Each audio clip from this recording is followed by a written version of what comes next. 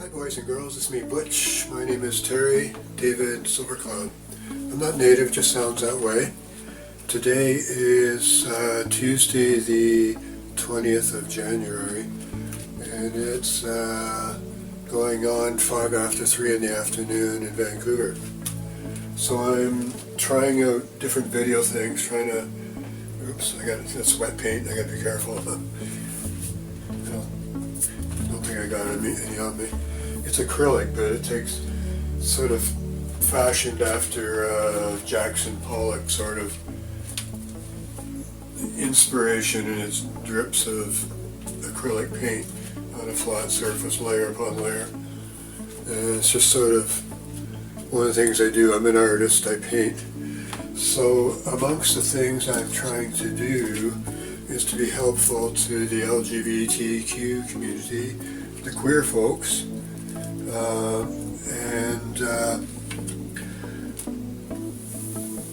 what can I tell you quickly? Yesterday it was doctor day for me. I take testosterone. What's going on here?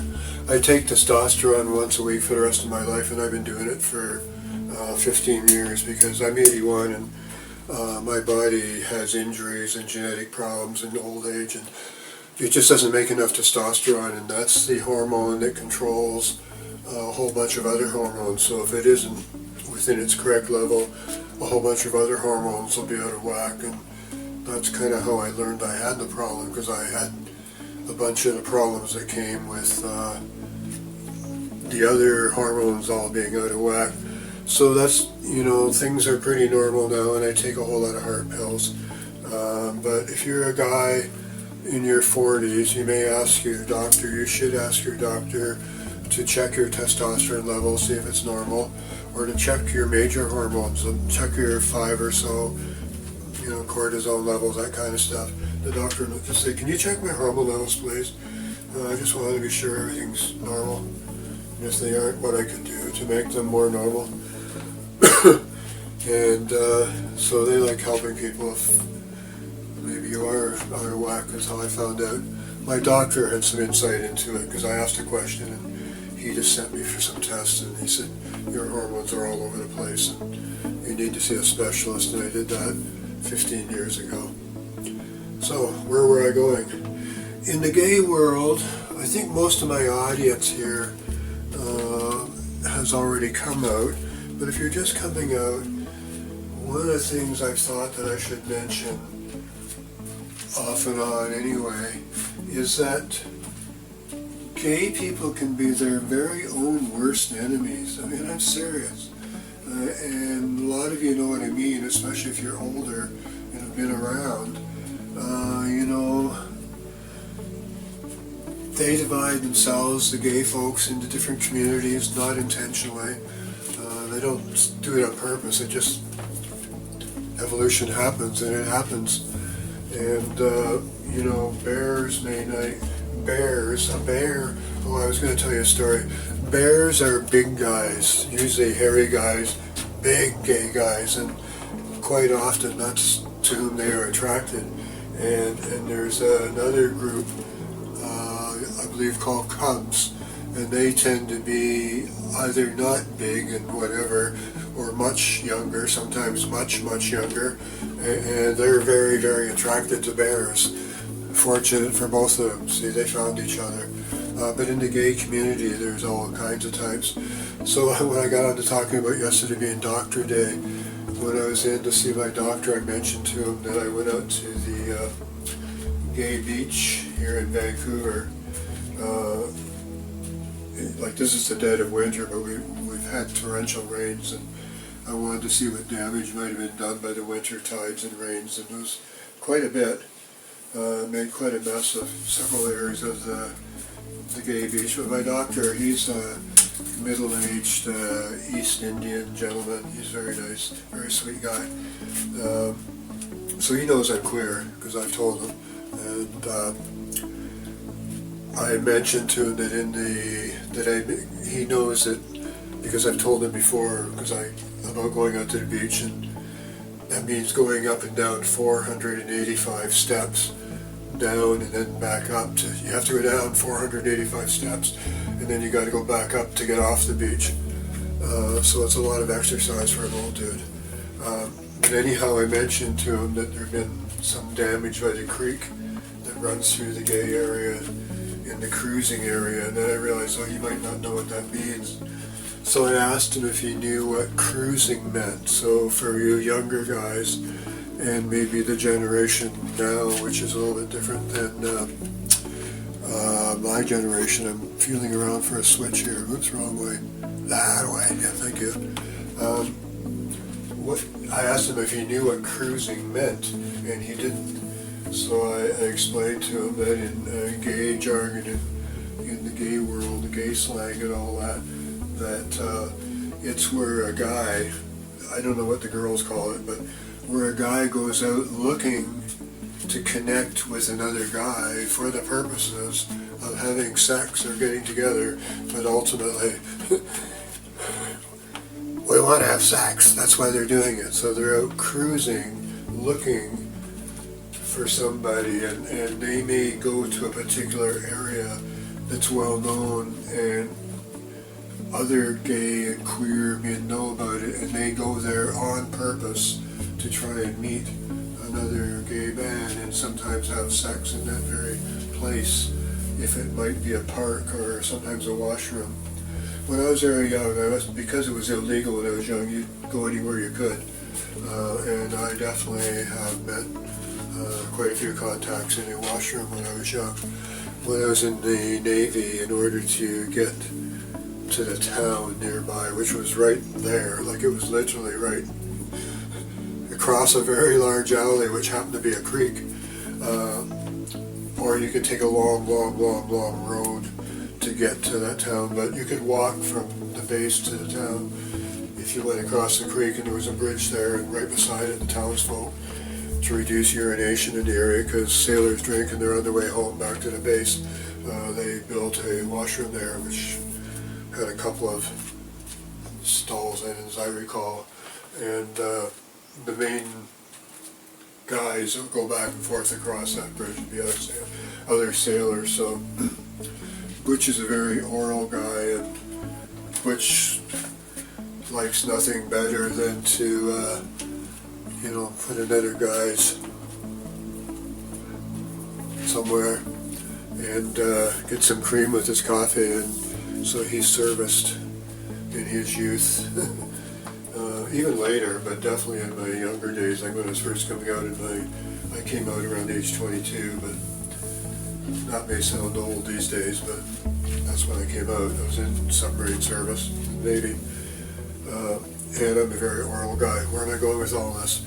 So cruising, I explained to him, is where a gay guy goes out looking for another guy, and with gay guys you just get to know signs, and one of the signs a guy really wants to, I'm reaching for my controls here, I can't see it, oops, that way there, is just to look at them, like literally look at them, because straight guys, that makes them nervous, seriously it does, but smile, so smile and look at them, and if they just look back a little bit too long, there's probably something going on there, maybe there's something going on there, and I told you Butch is a very oral kind of guy.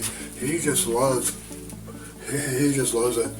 And I've picked up a lot of straight guys in my life and just asked them, would you like to have some service? You don't got to do nothing. You may never get this opportunity again. And you don't have to do anything. I'll do everything, and nobody's ever going to know. And would you like that? And, it's a long time ago now. I drove several different vans, so I usually often happened, because hitchhiking was more common, where I'd given somebody a lift. So you got to know somebody and chat with them on your way from here to there, and literally I'd drop them off right about wherever they were going, because we were going pretty much the same direction. And I would just ask them if they'd like a PJ, and 9 out of 10 of them said, yes please. And many of them thanked me. where I'm going with all that is you've got to be a bit outgoing, and cruising is where you go out deliberately looking for another guy. And in bigger cities, once you've been out, you'll hear about certain places. In smaller towns, you may not have those kind of cruising areas, but in a smaller town, word gets out where you've heard of such and such a place, or there's a nearby woods, or there's a nearby beach, or there's something nearby which often involve public washrooms. I'm not encouraging you to go to a public washroom. Don't do that. It's not legal. Well, not for, just don't do it. Maybe you could hang out nearby and see who comes in. I don't know. I shouldn't say that. When I was very young, when I was just coming out, I'd returned to Canada, and I was cruising a washroom at the gay part of Halifax at that time, and near the Lord Nelson Hotel, and it was known that little lobby there was known as a cruising area, and it must have been a holiday or something, but nobody was there, and I was just sort of hanging out around the area, and this cute as a button teeny bopper came in. If he was legal, he was barely legal. I think he was legal. We had an affair for a month or so. But he came in, checked out the washroom, then came out and went down to the far end of this little lobby and was just hanging there. And then this mulatto black guy with a big afro that I knew was gay came in to check the washroom out. He was cruising. And when he came back out of the washroom, which didn't take long because there was nobody there, he looked at both of us, and he knew this younger guy, apparently. I didn't know he knew him, and he knew me. So I didn't know that he knew both of us, because I had no idea who this kid was. He was like exactly everything I wanted. Short, skinny, cute.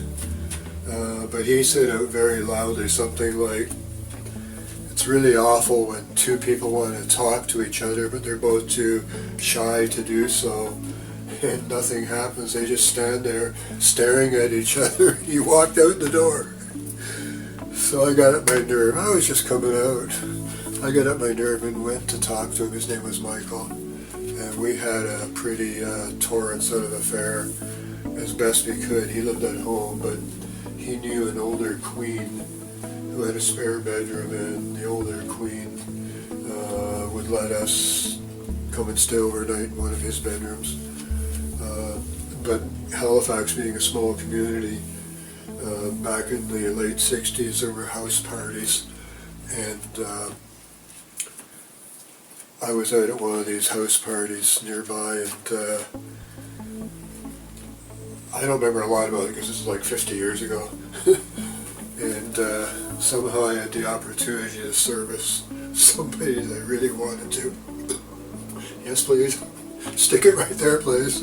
I'll do the rest. And when I came out of the washroom with my very pleased the other person, he gave me a 5-star rating. But there was hands on his hips was little Michael, and he just stared at me, and then he stormed away, and he never spoke to me again. I screwed up. But we were just mainly, it was sexual. He was like, we were in different worlds really, and that's part of this thing with talking about how gay people are all different. So I get along just great with teenagers or anybody, but Michael was, he was not intellectual. He was fairly effeminate. That didn't bother me one little bit. He was, you would know he was gay real quick. I'm sure his parents knew when he was 12. But that didn't bother me, and his looks were, he was just beautiful.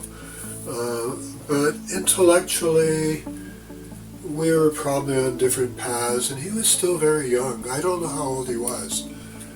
He was legal, whatever the just take it as he was legal. Everybody knew he had been sleeping with boys for like a couple of years, and whatever age he was, he was. And he was going to meet a lot of other guys. And so was I. I was just coming out. I had almost no experience at that time. A few months, let me see, about a year at that time. Because I came out in England when I was stationed in submarines in England, and I came back to Canada, and I'd signed on for 7 years, and I knew that, and the Navy kept asking me to sign on for life, and I kept saying no thanks. They didn't seem to notice. They kept training me anyway. And I didn't get along with my submarine captain in Canada. He was nasty to me right away, and I had never met a captain who was nasty in my whole life, in my whole career in the Navy, not even one. Even when I was like a cadet, like, or even on my first ship, the commander of the destroyer I trained on, he was like a tough as nails World War II captain, and he punished me severely a couple times for. I was a bad boy. I'm not gonna tell you that story, but anyhow, I know he loved me because there were 5 of us in training, and amongst all 5, I was the only one sometimes that got to do things, and the other guys did not. I knew the captain was testing me because he thought I knew he knew that I had what it takes, and so I got to be driving the ship when they did a man overboard exercise, and I got to be driving the destroyer when they did a ship has lost rudder control exercise. Like, you're up there on the bridge. Well, these days it's all computerized, but in those days you're on the bridge, and there's, in my case, the guy doing the steering, he was way down a couple decks below in case the top of the ship got blown off. He'd still be down there. But I'd be up on the bridge, and I'd have some help up there, like sailors. But you're driving the ship, you have a compass in front of you, you can see what's going on, and you have microphones and speakers and stuff like that. You tell people what to do, so mostly you're just steering a course, like whatever it is, and nobody's really doing anything. The guy down below is steering the steering wheel.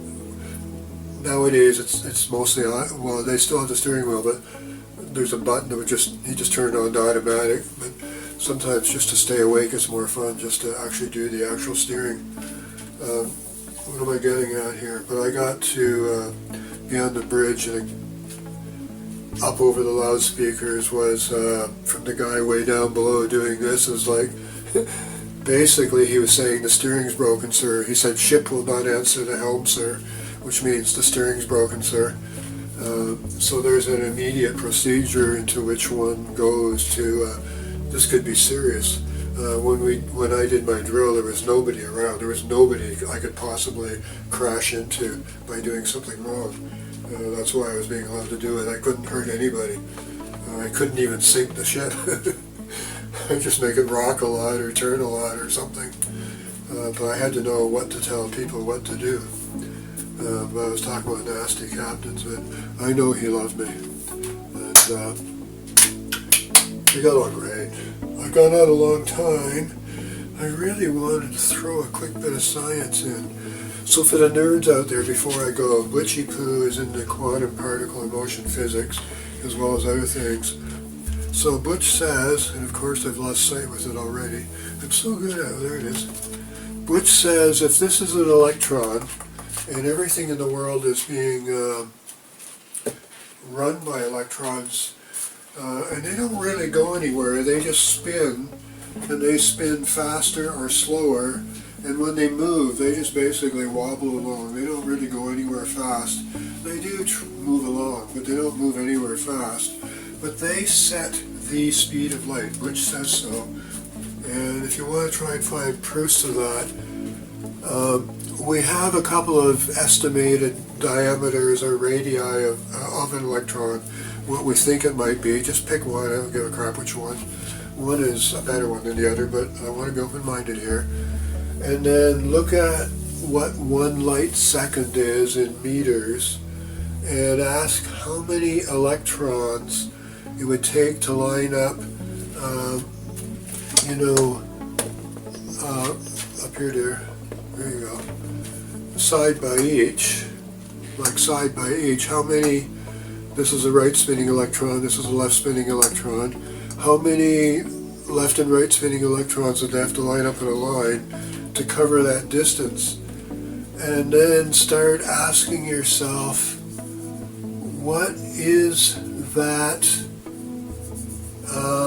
number as a fraction of a light second?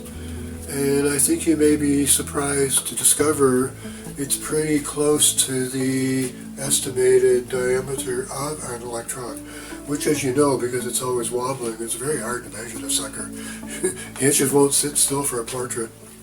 But Butch wants to get out of here fast, and the nerds will get it, and the people that don't get it, you won't get it anyway. Butch says if this is an electron, it sets the speed of light. The speed of light for a rotating anything to pass its energy from here over to there, it has to either push the electron out of the way or go halfway around it. And the electron's spinning anyway, so it just spins to the other side. So the electron, and it's doing it at the speed of light because the electron is the speed of light. But if it pushed the electron out of the way, that would also be the speed of light.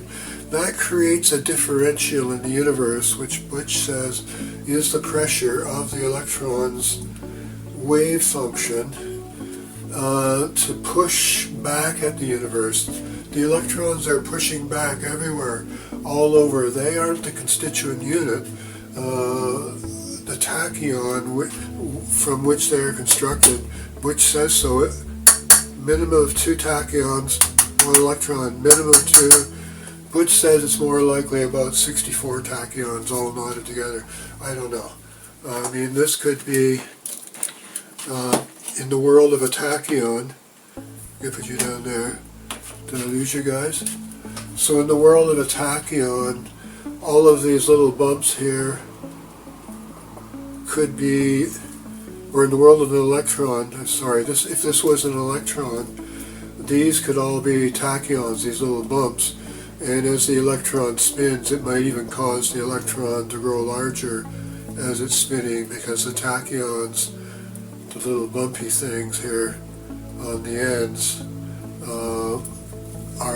this is just theoretical stuff which is talking about. So if this is an electron, the point of that is that if the electron sets the speed of light from here to there, and the tachyons are smaller, confusing the tracking device, side by each, they are faster than the speed of light simply by being smaller. They are moving at tachyon speed. They don't have to go very far to get from here to there. They only got to go their own diameter, whatever that might be. So Butch is saying the universe is composed of tachyons, wall-to-wall tachyons. And if tachyons are composed of something else, then again, they just tile each other smaller and smaller. I'm trying to set this thing down. Still with me here, girls?